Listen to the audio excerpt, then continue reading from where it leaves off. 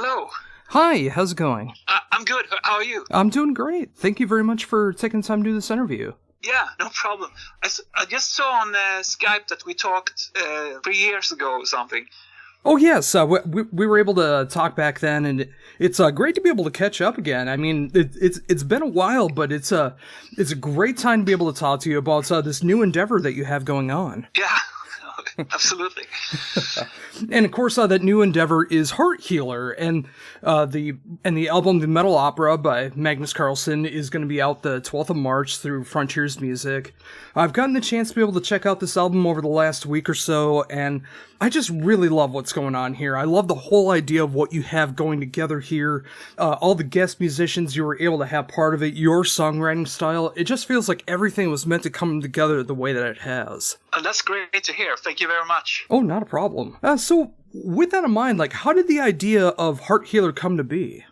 It started with that on every release I do, I had more and more orchestral music in it, and I really love to listen to soundtracks and classical music. And then I had some time, I think it was 1.5 years ago, when I was sitting down and just checking out a lot of those guys like Hans Zimmer and doing some classical arrangement. And nowadays there really is great sample libraries, so you can come close to the real thing if you know what you're doing. And yeah, so I did a intro. I think it's the intro from this first song, Awake, without any vocals or anything, and just send it to the record company, Frontiers, and ask them, are you interested to do something like this? And I guess it took 2 minutes, and I got an answer, yeah, go for it. And I said, I've worked with so many great singers in it, but not so many female singers, so I thought it was a great idea to do that more, and this was a good opportunity to try it. So then it started, and I started on the metal opera, well, I didn't decide to call it the metal opera then, but I don't know. It could be called the metal musical too, maybe, but that's a good word. Oh, the metal opera just feels like it fits together so well, and it really does fit the mold of what this album is about so far. And, getting into, again, all the amazing female singers that you got aboard this album, I mean, it's great to see the different array of vocals that's going along with it, too. I mean, each of them has their own distinct sound, and you can tell it's them, and they just work together so well, too, when you go track to track. Yeah, that's great to hear. That was a plan. I mean, it wasn't enough to have just great singers. They have to be different, too. I mean, if I have 7 singers that sounds like Nora, it wouldn't make sense, and it would be, I think, maybe be a bit boring, and you shouldn't know who's singing. But now I have, like Yomna that has more a classical style, and Nora that has that, powerful metal voice, and what we have more Aylin that sings a bit softer, and yeah, so they all have different styles, and I think that it had to be like that, this project. So with that in mind, I mean, when you started coming up with this idea and really making things come to fruition, all from sending it to Frontiers and getting that go-ahead, I mean, what kind of inspiration started to hit you after that, knowing that this could be a full album? Yeah, I already had inspiration to write the music and a lot of ideas, and that came pretty easy. Because when something is really fun, you don't think about it. You just write, and I checked out other, soundtracks or how do they use the instruments and stuff to make it sound really good. And but then when I came to the lyrics and story and stuff, then it started to get harder because normally I can write one song and make it as great as possible and then move on. But this time I couldn't, because it has to, the whole album is one song with different parts, and so that was a bit trickier. And also some of the singers, I haven't worked with them before, so I wasn't sure, is this melody too high or low, or will it work? And so there was a lot of thinking going on. Oh, I can definitely imagine so. I mean, especially when you do focus so much on one particular song, making that the best that you can, like you mentioned, and then being able to expand upon that into a full album's length for one song and the different segments, getting the right singers, getting the right plug-in orchestrations to be able to come up with the right sounds. I mean, there's a lot that goes into it, and the fact that you had the music in mind already, the fact that you already know how to work with the orchestrations that goes along with that as well too. I mean, it's great to see that you had all of that in mind, and then, you know, just being able to work with others and getting that to work out the way that it has. I mean, again, the final product just shows that it came out so very well. Yeah, it as I said, it was when I wrote the music, it was just fun, and I started with the orchestra side. I didn't start to, like when I write for Primal Fear or other bands and projects. Often I start with, you know, guitar riffs or. Now I started with orchestra and then added guitars. So the guitars had to, you know, move and take the leftovers in the space, because I can't play like a normal song to play, you know, riffs all the time. I must leave space for everything, both the orchestra and the vocals, of course. So, but that's, I love to work like that. I think it's fun to arrange music and think about it. What if this is 1 minute, you know, with a silent verse, and now I will kick in with something, and yeah, that's I could do that forever.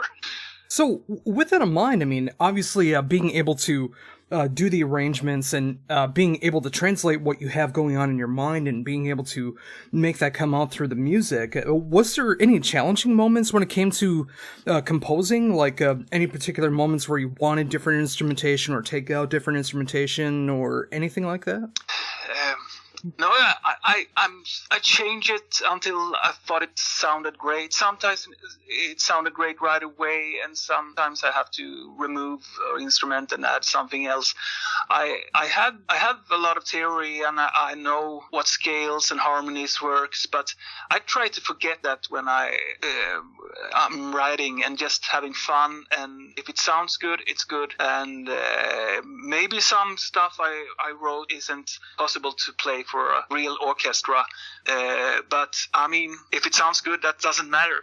And I don't know if you know, but I also added I hired some real orchestra musicians that added real strings on top of my sampled orchestra, and that came out, that made the last percent, so it sounded real. Oh yeah, and I was just about to bring that up as well too. I mean, I love the fact that you were able to get that string section in there and just being able to combine your vision of what that orchestra could sound like, and then you have on top of that the real string sections to really make it sound so full. Yeah, I mean, if I have a program with a sound that has 50 violins, and then I add maybe 4 real violins on top of that, then it sounds like everything is real, because it mixes together. And yeah, that was really cool, and made a, I think for me at least, it's already sounded great with the sample orchestra, but the last percent for me was with the real thing on top of it. Oh, I can imagine. And then, of course, getting the right vocalists to be able to play in each segment. I mean, yeah, I mean, when you get that music composed together and then you get the vocals on top of that, and then you get everything mixed and mastered, and you just hear how it sounds in that final product, I mean, that just had to be an incredible feeling when you heard that back. Yeah, it's always like that. I think when you make an album and when you hear, when it's too late, when you can't change anything and you just relax and listen. And of course, this time it was even bigger because it was so new to me with this kind of orchestra arrangement and everything, and all the singers, that it worked out. So it could go wrong. I mean, I was lucky.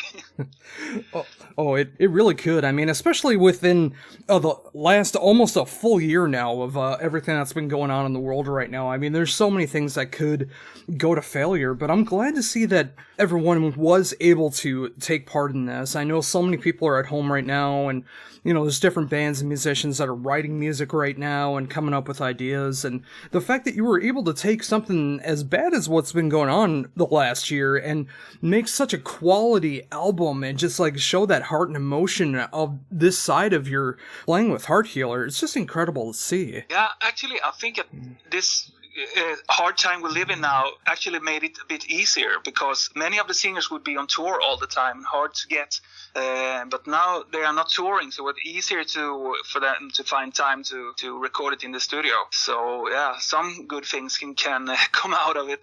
But yeah, I couldn't meet, of course. So that would be the dream, to be in the same studio and produce them. But they are so professional. So even if I sang really crappy on the demos, they understood the vibe and they knew how to sing it. And all of them they were really nice and said, if something you want to change anything, we can sing it again. But they never needed to sing anything again. Everything was great from the beginning. Oh, that's so great to hear. And as much as I do love the album audibly, I mean, when you can pick apart everything that's going on with the orchestration, the vocals, the arrangements, everything that's going along with it, I do love what's going on visually as well too, and specifically with the album cover. I think it just totally matches the mood of the album. I love the vivid colors that's going on there and how it changes the more you look at the album, and going from left to right, up and down. I just really love that artwork. That's cool, yeah.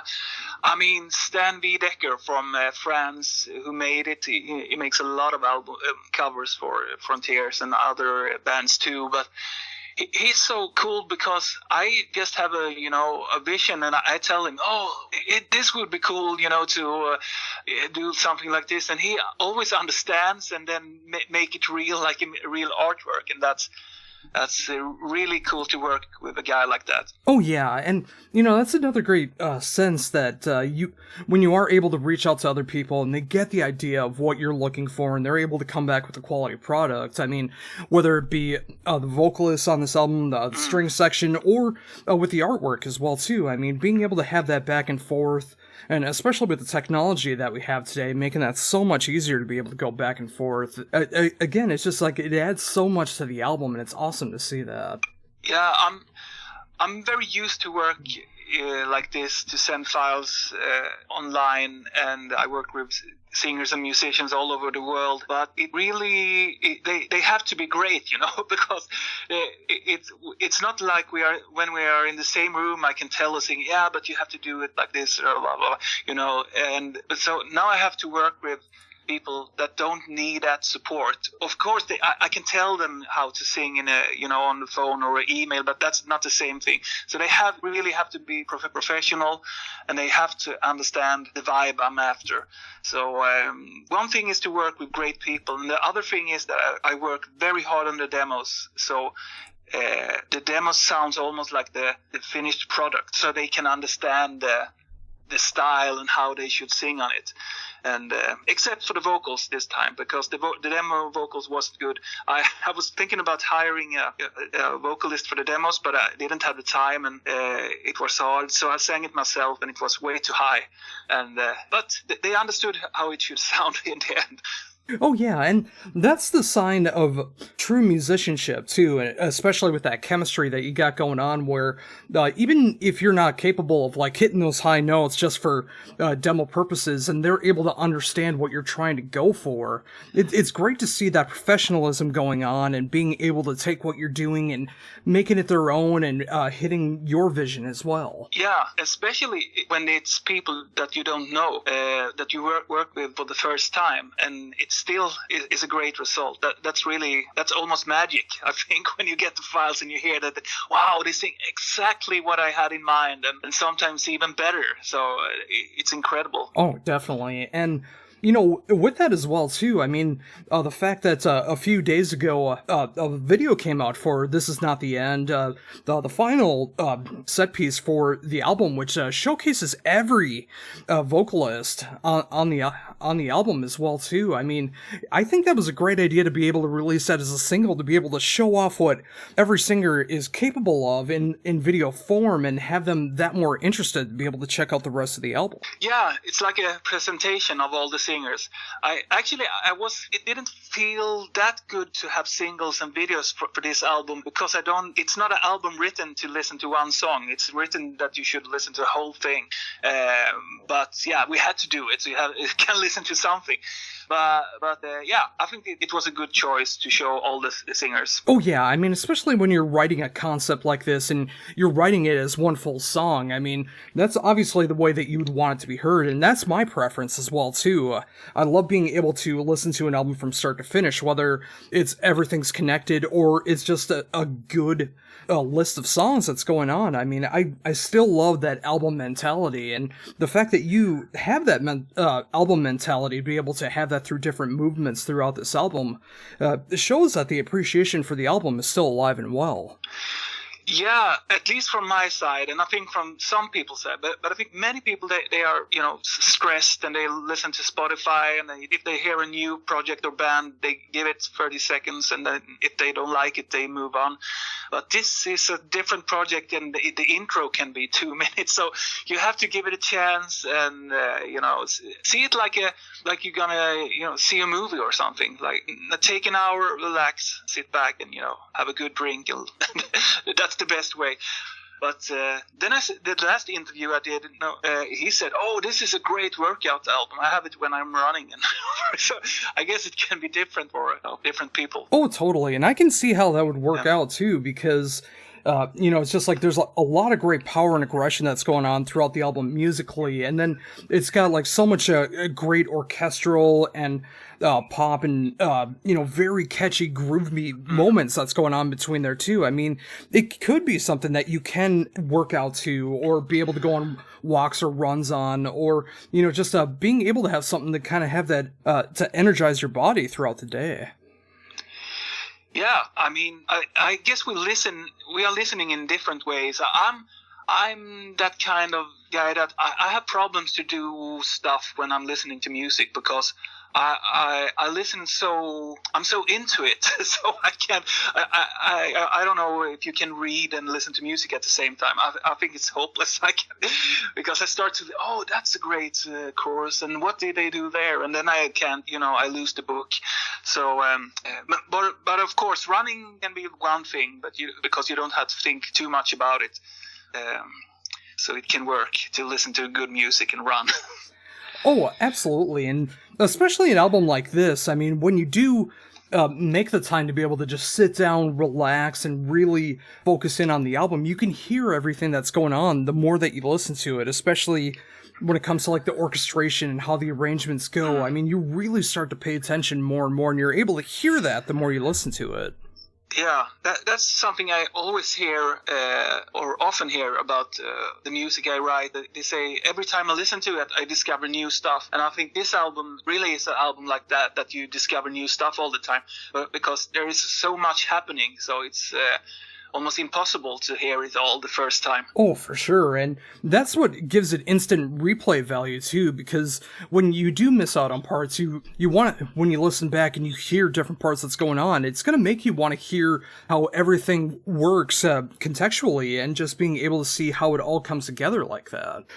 So again, with all that in mind, I mean, I imagine the amount of work that really went into this album is, I mean, it's great to be able to see that you did have the time to be able to do that, since touring wasn't really an option, and you could focus more time on making sure that the Metal Opera was going to turn out the way that you wanted it to, or as close as you can possibly get it. But, thinking about that as well, too, like, did you have time to be able to work on anything else around this time, or were you just focused on Heart Healer? Yeah, normally I just work on one project and then move on to the next one. I think it's hard to have a lot of stuff at the same time.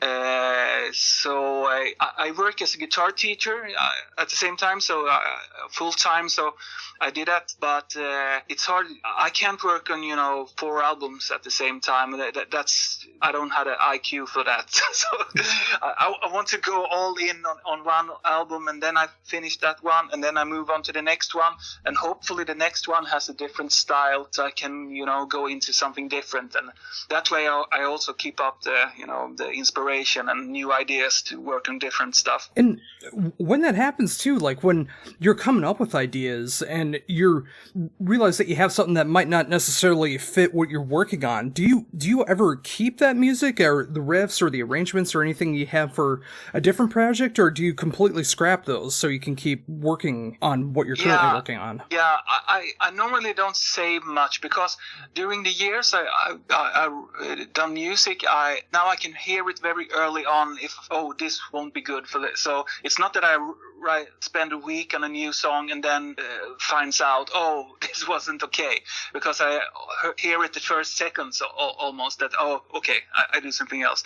So it's not that I have a lot of ideas that I save for something else, no. Oh, and that makes sense too. I mean, especially with the resume of music that you have too, and when you do go from one album to the next, and then of course you add touring into everything as well too, I can just imagine how busy everything that you can, how busy you normally are. So, like a riff or a song that you had to throw out at some point really doesn't come back to mind when you have so much more to focus on. No, sometimes I save, if I'm somewhere that I can't record, so I just sing something on my phone.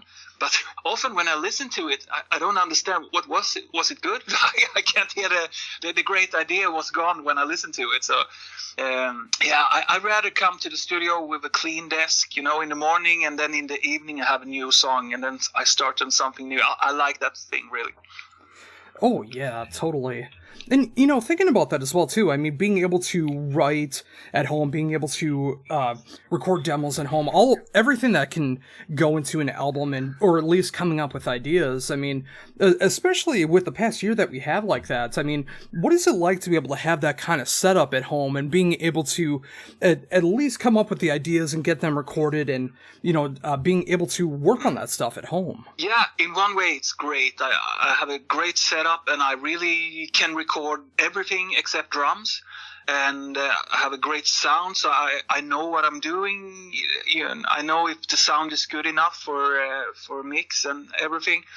So that's great. The backside maybe is that I'm never free. It's hard to lock the door and not go in here. Even when I have only a couple of minutes, I always sneak into the studio, and so maybe my family thinks that can be boring sometimes, but yeah, but I think that's for everyone that creates stuff. It's hard to take time off, because if you have an idea, you want to work on it. Oh, for sure. And thinking about that as well too, like setup wise, you were mentioning that you do love the studio setup that you do have at home, and unfortunately not being able to record drums, but being able to get everything else down that you can. I mean, how does that feel like over time, being able to expand your studio setup that way and being able to get the sounds that you're looking for with the recording equipment and everything else that goes into it? Yeah, that's a very big interest for me. I follow a lot of YouTube channels with studio building and gear, and always try to find better stuff and better sounds and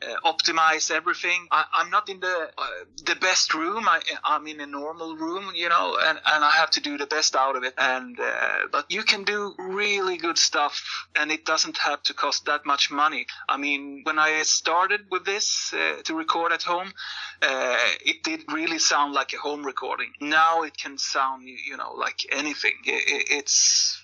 And I mean, I didn't spend millions on this. It's not that expensive, and that's great. That's great. So it's not that when I hear the finished album or product or production, I'm never surprised, because I always know how it will sound, and that's a great feeling.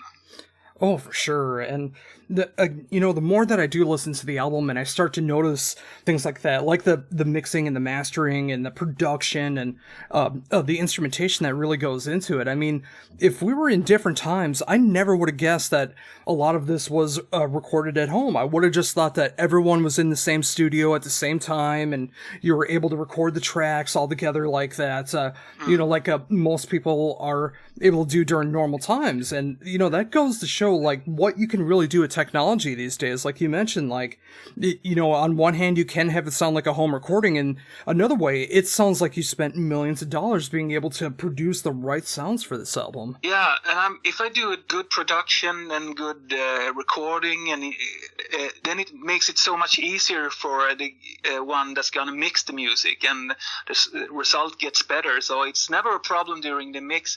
Even if I don't mix myself so much, I leave it to other guys doing it. But I really try to make it easy for them, so when they get the files, it already sounds good, and so they don't have to save anything in the mix. I hate that. Plus, if I have a great sound, it also helps me to write good music because I'm in a good mood. It's a great feeling to just open up my project, and it almost sounds like a finished album when I start to riffing or program orchestra or whatever I do. So that's a great inspiration to have a great sound when you're working. Oh, definitely. And it's great to be able to see that inspiration really hitting home here with Heart Healer and the Metal Opera, which, of course, again, is coming up the 12th of March through Frontiers Music.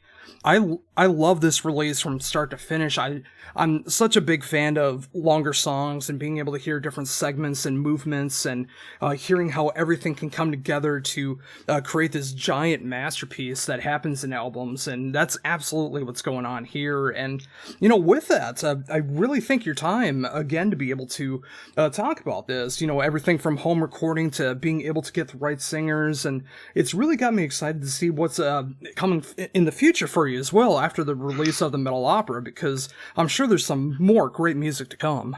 Absolutely. I'm always working. We just finished this Annette Olson solo album, and that's a bit different. It's still a lot of orchestra in it, but it's more, it's heavier and harder. She really, liked bands like Dimmu Borgir and that stuff, and really wanted to do it heavy. And so that was cool. And now I'm working on the next Ferryman album with Ronnie Romero and Mike Tirana. So yeah, it's a lot to do. Both of those sound incredible. I mean, I love Annette's voice, and I'm such a gigantic fan of the Ferryman. I love what you three are always able to do together. So hearing both of those has got me very excited for when those come in the future. Cool, yeah.